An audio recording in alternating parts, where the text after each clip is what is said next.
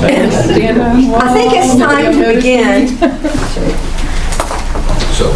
My name is Jane Wilson. I'm the Winfred and Elizabeth Moore Visiting Professor of Ministry Guidance here at Baylor, and we're awfully glad that you made it here for this early first session. Lisa Seeley has been presiding, or will start presiding for us. She's been presiding over our meetings.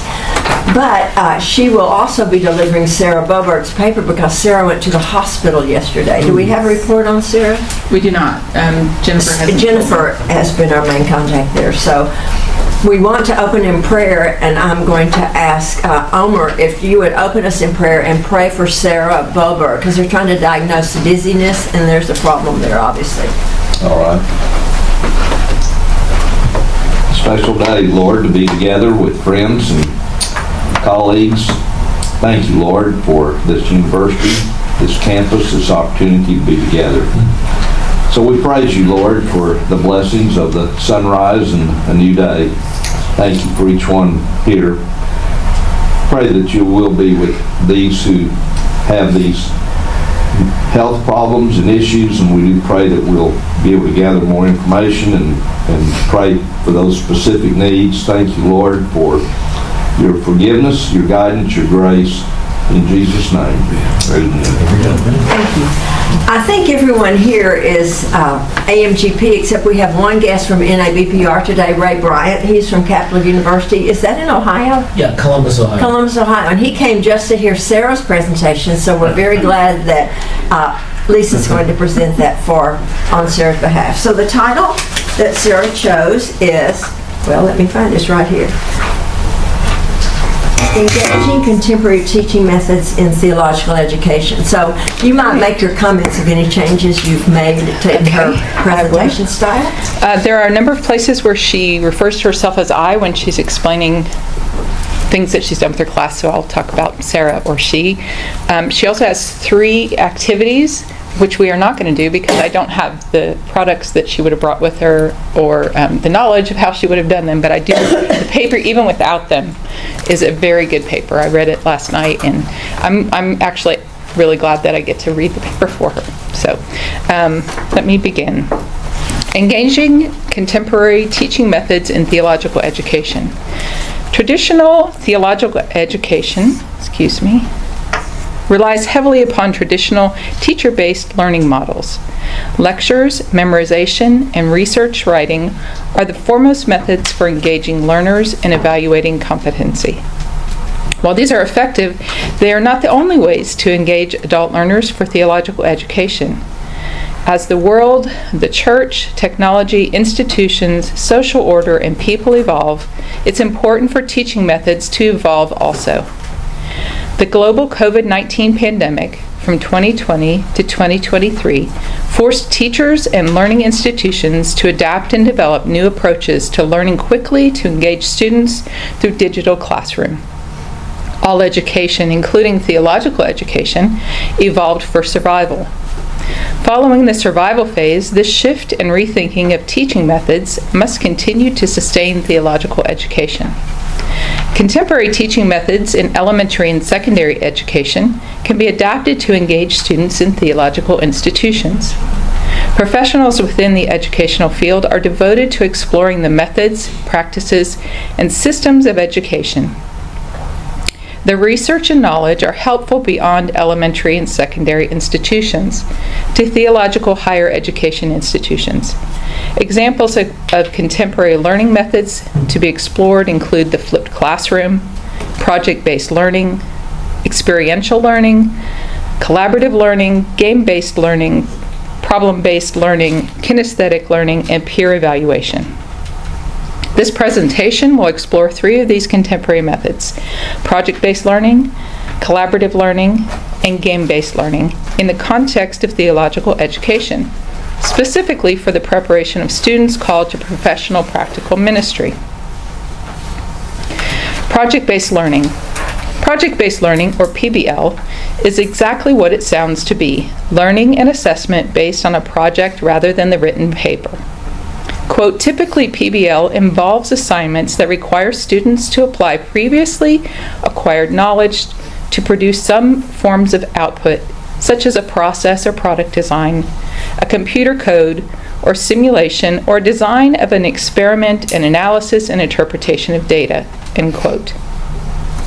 Project-based learning offers a variety of exploration and expression. Also, quote, project-based learning in practice can assume a variety of forms depending upon the pedagogical, political, or ethical reasons for its adoption, end quote. Project-based learning starts with a question or problem related to the learning objects and presented course content, followed by student research and exploration, followed by the creation of an output that addresses the question or problem.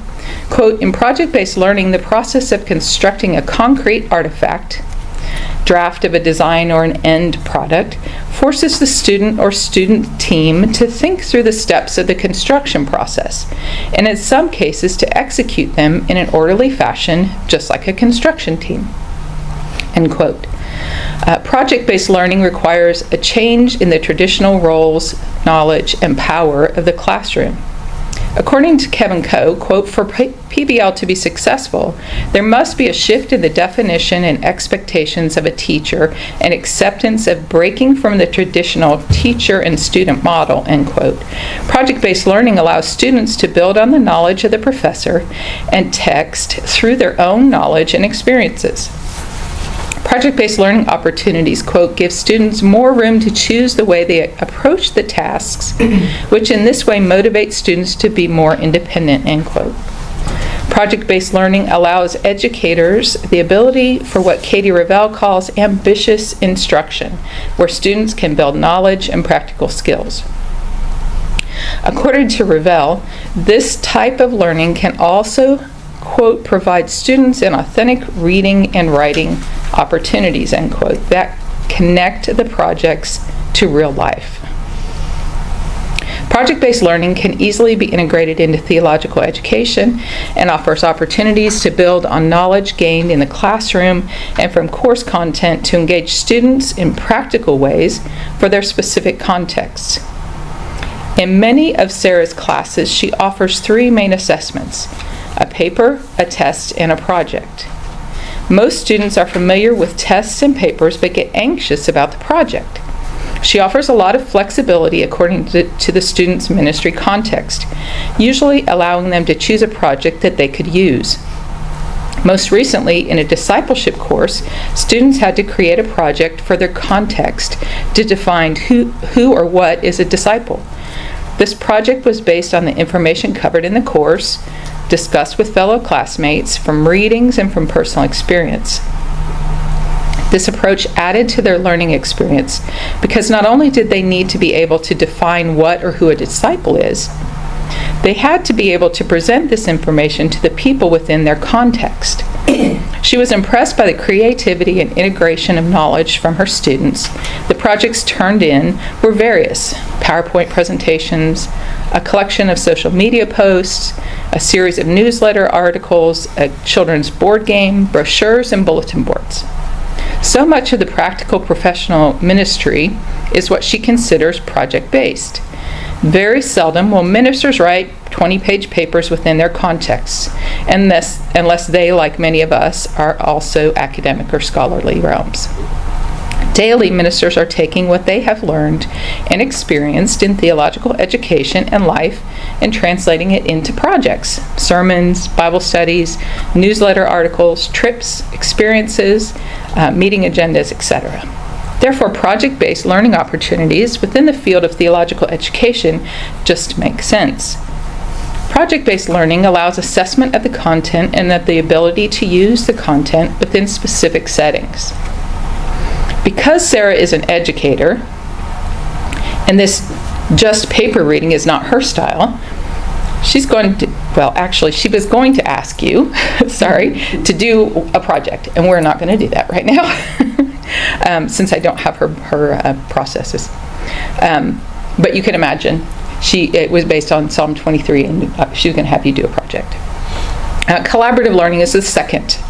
Collaborative learning in another contemporary learning style that needs to be embraced for theological education. And please forgive me if I say this name wrong. It's very long. Oji Ahama Oji, for Faculty Focus, writes, quote, "Collaborative learning is an educational environment where students work together in smaller groups to achieve a common goal," end quote.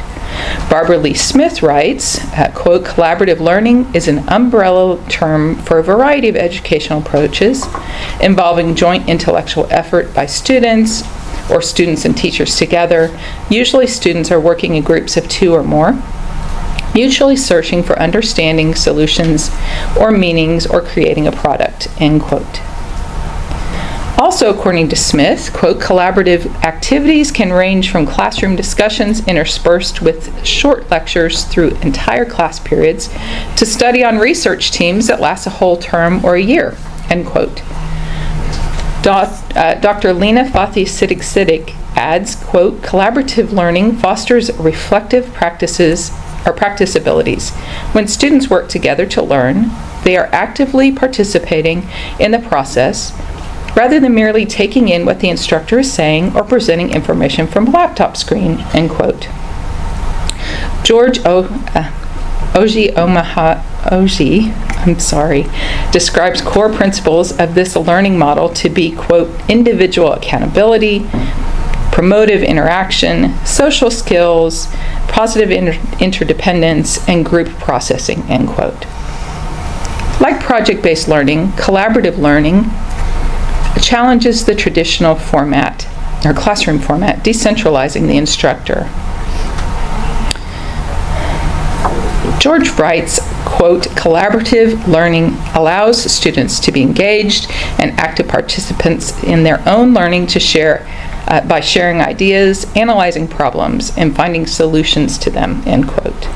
Dr. Siddig agrees, writing, quote, "Collaborative learning provides a setting conducive to active, engaged learning," and adds, "It also promotes integration and diverse knowledge," end quote. Shared knowledge and experience are the focus of collaborative learning. The instructor serves as an active participant and facilitator, but not above any other. Collaborative learning does not always fit naturally into academic settings. In many academic settings, individual learning and competition are prioritized. Confession. Sarah says that when she was a young academic who did not like collaborative learning because she didn't trust her classmates with her knowledge, experience, and grade. As an A-type control freak overachiever, collaborative learning was okay to a certain extent, but not to where it affected overall learning experience and assessment. And just side note, I felt the same way. However, collaborative learning is imperative to those training for practical professional ministry. Ministry is collaborative every day. Of course, there are a few instances where ministry is individual, but overall, ministry involves working with others. In instances where ministers are leaders with lay people, they will benefit from experiencing the modeling of collaborative learning in the theological education classroom. Collaborative learning requires patience, listening, and action, 3 things essential in ministry. Therefore, collaborative learning within the experience of theological education prepares ministers for continued learning, growth, and action within their ministry contexts. The third is game-based learning. Neither of the previously mentioned teaching methods are new. However, they are underutilized within theological education. However, the next method may be the most controversial for secondary theological education. Stay with me. Game-based learning. According to Jordan Nisbet, quote, "Game-based learning is a teaching method that uses the power of games to define and support learning outcomes," end quote. This teaching method is not new. In game-based learning in higher education, an effective pedagogical tool for enhanced competency building, the authors believe, quote, "Games have been used from time immemorial for the purpose of entertainment as well as for imparting knowledge and skills to the learners," end quote. Quote, "Playing games greatly increases the brain's capacity to memorize things. Games enhance the ability to think in a critical way, which boosts the capacity to retain information for a longer time," end quote. Game-based learning can also engage problem solving, encourage collaborative learning, provide in-the-moment assessment, and boost confidence. Also, let's be honest, games are just fun. Game-based learning is student-centric, with great emphasis on the teacher's role to engage the student. The opportunities and options for this teaching method are growing tremendously. The transformation happening in theological education, especially with online learning options, offers a chance for more accessible game-based learning. According to an article by Justin Marquis from Gonzaga University, quote, a recent Horizon report from the EDUCAUSE, put game-based learning in higher education as a development that is only a few years away from large-scale implementation, citing many benefits to gameplay, including socialization, engagement, collaboration, and problem-solving as reasons for the imminent arrival, end quote. Game-based education is on the rise, and it is time for theological educational institutions to embrace this method. Game-based learning can include digital and non-digital games. Implementation can be as simple or complicated as the instructor desires. In an article for the University of Chicago, Ziding Wang offers suggestions for ways to implement game-based learning in higher education. The easiest are described here. Quote, they include a variety of participatory low-stakes engagements during class time, such as trivia or Jeopardy-style review games created using tools like Canvas quizzes, Quizlet Live, Kahoot, or class warm-up activities like virtual scavenger hunt using Zoom, and interactive games using Mentimeter. The ease of implementation illustrates that even gamified activities of less sophisticated design can be pedagogically useful, intellectually challenging, and socially engaging for students, end quote. Sarah incorporated game-based learning for exam review and in times when there was a lot of information to share, but she didn't feel a lecture was the best way to get through it all, so she used the games instead of the lecture. The games that she used have been as simple as online Jeopardy with the names and facts for a history of Christian education review and charades or Pictionary for terms. Quizlet has been helpful for exam review and serves as a tool for students to study and prepare for the test. This method offers an engaging approach to sharing an abundance of information that students need to remember. But warning, this method does often take more time and effort to prepare. Not only do you need to know the information you want your students to learn, but you also have to create the tool. Game-based learning offers a different approach than lecture, small groups, or discussions, some of the most used methods in theological education. It allows students to show up to the classroom with different parts of themselves, the playful parts, the active parts, and even in some instances, the competitive parts. This method also models for students a different way to engage the people they minister to and with. Theological education does not always have to be serious and just about listening. It can be fun, engaging, and fun. Our students hold a lot of tension. They are stretching themselves theologically. They are making sacrifices socially to be educated. They hold different spaces for others. Game playing not only provides an opportunity for learning, but an opportunity to let their bodies hold a different posture for learning. Conclusion. Theological education can benefit from intentional engagement in contemporary teaching methods beyond lectures, discussions, written papers, and traditional oral presentations. As educators and facilitators of learning, we can engage students as full people with multiple layers of knowledge, experiences, and preferences to explore and share. Project-based, collaborative, and game-based learning are just three methods that can be explored and put to practice more frequently within theological education in order that all students are able to engage and grow, not only in knowledge, but in understanding of the uniqueness of the human mind, spirit, and community. Thank you. What I'd like for us to do, because we have some time that was built into the presentation, is talk about this, because I'd like to know what creative methods you have used in your classes any class, whether game-based methods, exam reviews, something instead of a pop quiz, critical thinking. So what can you share that you have done? Well, I've used Jeopardy, and it's a lot of fun. Everybody becomes 12 years old immediately, and it's so much fun to correct people to say, well, you must ask your answer in the form of a question. You do it on the computer, on the Yes, screen? We're on Zoom, and we use a PowerPoint template that has Jeopardy built in. So you just have to make sure to press the home key to get back to the main screen each time. But it's, when you tell people there's going to be a test, they don't realize it's going to be Jeopardy. It's just so much fun. And the whole competitive thing really does come out. Yes. You have the music with it too? No. Come on, Clint, get that soundtrack. Well, it's just great that we're all connecting on Zoom, let's just put it that way. Okay, so you do that for an online class? Yes. All right, has anybody done something, a Jeopardy game for a residential class? Yes. What have you Yes. done? Okay. Yeah. Very similar. I use a template. It has music. And the template, where do you download the I'd be template? happy to share it because I borrowed it from someone online. So Okay, yeah, I'd be happy to share it. Okay, we will get that. What other things have you done that are outside of the papers and tests?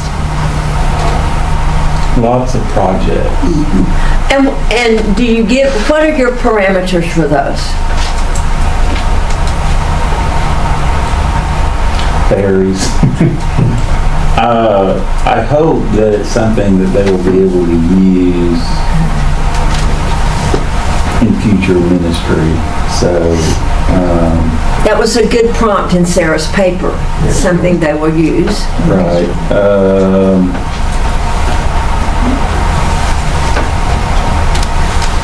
Yeah, but they vary because, I teach cultural classes or or a cross-cultural ministry class. The projects for those classes would be very different from each other. Is there one that stands out that one of your students presented that you, I remember I think it was Betsy Flowers' women's class that she teaches, that one of her students, Arden Fries, did postcards that were women in Baptist history. And I thought that was unique. And I have remembered that because I knew the student and the professor. Can you think of one that stood out?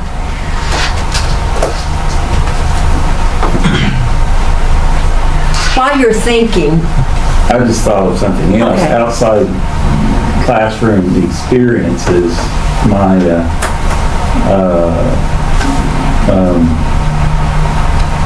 had a class in what we call it missional living this semester, and I wanted them to experience eating food from a different culture. So we did that into a Japanese restaurant. That was a big hit. And then, but then they did a follow-up paper on I call it Japanese cuisine, where they had to explore what was behind what they ate, and we just talked about that. So that kind of experience that brings to life what we're talking about in the classroom is pretty significant. In my mission classes, I have assignment where they have to go to a church at a place that is not a worship service that is not Baptist, and it doesn't even have to be Christian, and then they have to write about it. But I also, community ministry, a major part of their grade was we went to Waco, Mission Waco, and did the poverty sim, which you're not allowed, you can't talk about what happens at poverty sim. So they didn't know. And we spent the weekend learning about homelessness and with life changing. We've done that, and that was one of the best things I've done with my students. now Dennis, can you add anything about the food experience, the way you do it? Yeah, I've tried taking students to restaurants before, meeting them, and the attendance was always so poor, and it's just hard to get, it's hard to get the time in their schedule. And so I brought the meals into the classroom. And so in our cross-cultural ministry class, we worked our way around the world, but we eat our way around the world as we're doing that. And so the first meal that we have together is a Latin American cuisine.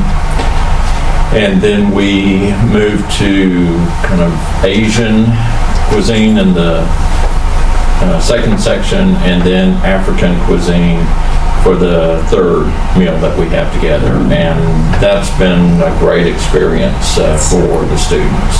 That's great. I do undergraduate ministry training, and one thing we do is have an internship that they have to do, and so that's all project and doing. But we design a syllabus. What are the things you want to do? And the reflection paper at the end is not just only what did you learn, but what are the horizons? What holes in your education did you discover, and what do you want to move towards learning about? That's really So that's one. We also have a undergraduate thesis or project that's required of students. And one very interesting project a student did, they were also an art major as well as a religion major. And so they made a series of sculptures of clay that had certain biblical themes to them. That's really cool. And so that was a project. And then they talked about why they picked those biblical scenes and how they were interpreted through that. So that's a project. And class presentations as group presentations are something I do a lot of as well. I'm remembering that sometimes instead of a pop quiz in the intro class I taught, we would do a variation of the Chinese Christmas where we had the little giant prizes. But if they got the question right, they could take anyone else's prize.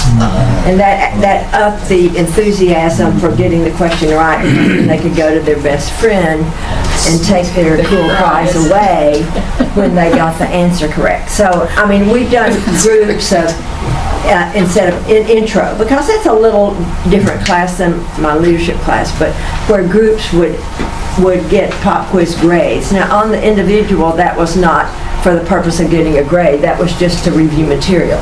But to get another grade, and then there were times we would do, if it was in a real busy time of the year and I wasn't sure how much reading was done, we would do the pop quiz in groups, and then they would put their names on the grade. And at the end of the semester, if that grade was higher than one of their low grades, they could replace their individual low grade with that group grade. It wasn't always, because that way you're not penalized by being in a deficient group. But if you're in a group where everyone read or where someone did, you could use that as a replacement grade, which is a fragment of their pop quiz grades, but it's a different incentive. And then mentioning the clay, when I would teach how to teach youth the Bible, then I would pull out all my youth ministry things, Play-Doh, Crayolas, different kinds of word searches to introduce. And the Play-Doh was always the most fun because they took them home. I gave them big sheets of paper so they wouldn't get it on the table, but they would take them home very carefully, or it was like when they were in kindergarten. like in kindergarten. Couldn't send it to their parents, but they took it to the dorm room. So I have a colleague who makes all of her students make dioramas,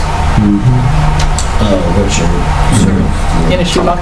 Yeah, in a shoebox, and of biblical scenes, and then they have to justify their interpretation of why they. isn't that interesting? That's good. Something else that I'm thinking of, that the first assignment in my leadership class is a video from the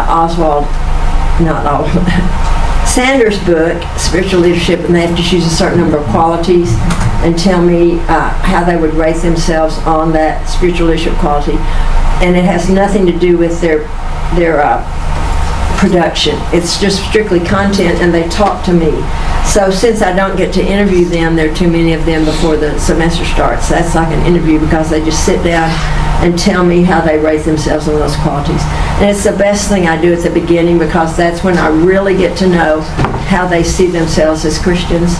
and as leaders. So I'm starting a new class in the fall, and I'm going to have some kind of video assignment early on where they have to tell me something, internal, so I can hear. And, they just talk to me. They'll say, Professor Wilson, on this one, I think so-and-so. So I like the video thing because many people do that better than they write. Well, I will say most of them do that better.